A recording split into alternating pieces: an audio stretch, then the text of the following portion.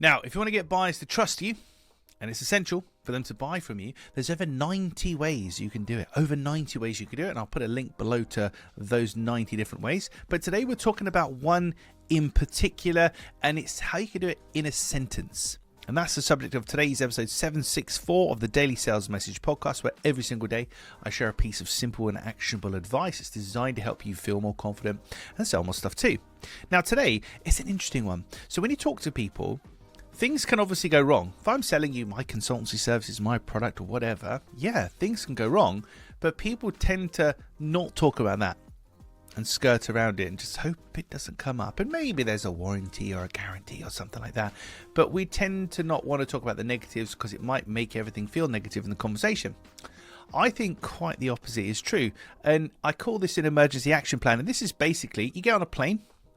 One of the first things they do is they hand you a card and it says, hey, we're not planning on crashing, but if we did crash, this is what you should do. And businesses don't really do that in the main. And I think you should. I think you should embrace it. Look, with all the will in the world, this is what should happen.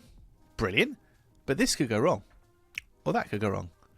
But don't worry, because if this or that goes wrong, this is what we would do about it.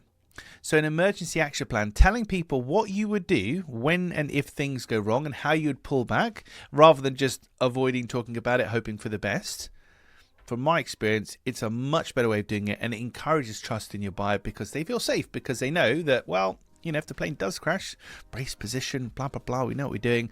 It's somehow comforting versus not doing it at all. So what does the emergency action plan look like in your business? What could go wrong within your business, product or service? And how would you help to protect your buyers from any of the potential downsides? Right, that's it for this episode of the podcast. Tomorrow in 765, episode 765, a little trick to make the price of your offering smaller. A little trick to make the price of your offering smaller. We'll cover that in tomorrow's episode. In the meantime, if you haven't already, please hop on over to LinkedIn. You'll find me there, James in your Clear Sales Message. Send me a DM. Let me know what you like about the podcast and anything you'd like me to cover in a future episode. That's it for this one. I'll catch you tomorrow.